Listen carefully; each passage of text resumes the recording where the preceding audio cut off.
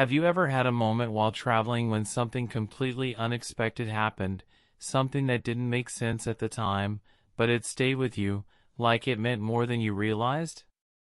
Sometimes, learning English is like that too. A word, a phrase, a sentence that doesn't fully make sense at first, but later, it sticks. Because you felt it.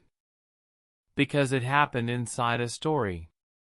One of the best ways to learn English is through stories. They let the language breathe.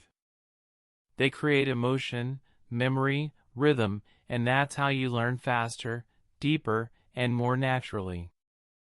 So if you're learning English and want it to feel real and unforgettable, like this video, leave a comment and subscribe to TrueTalk, where English meets experience. It was a hot, dusty afternoon in Cairo. The kind of heat that slows your thoughts and makes even the shadows feel tired.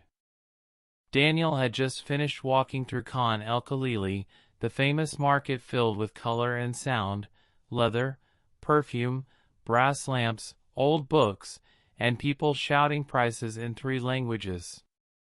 He wasn't looking for anything in particular. Just walking. Watching. Taking it all in.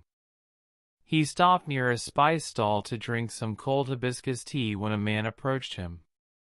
Not a vendor, not a beggar, just a man. His clothes were simple, his beard short, his eyes unreadable. He didn't say hello. He didn't ask for anything. He just held out his hand and in it was a stone. Not big. Not heavy. A dark green oval the size of a walnut, smooth and cold-looking even under the sun. The man said only one thing, just put it in your pocket. Daniel blinked. What? The man repeated, slower this time. Just put it in your pocket. No explanation. No price. No smile. Daniel looked around. No one else seemed to notice. For some reason, maybe because of the man's calm voice, or maybe because the air had shifted, Daniel reached out and took the stone. As soon as it touched his palm, he felt a sudden chill, strange, in the middle of all that heat. He didn't say thank you. The man didn't wait. He simply turned and disappeared into the crowd, as if that had been his whole purpose for the day.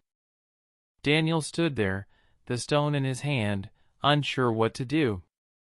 He hesitated, then slid it into his front pocket, just like the man said.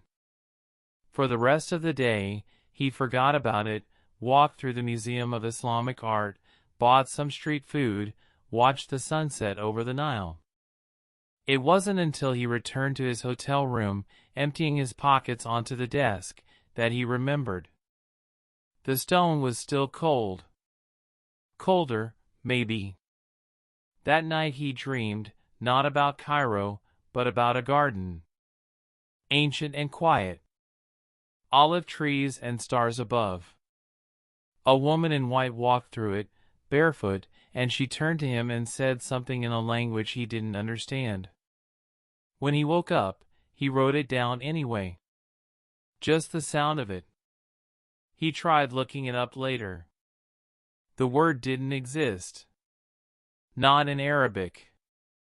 Not in any language he could find. But somehow, it felt real. He kept the stone. He still keeps it.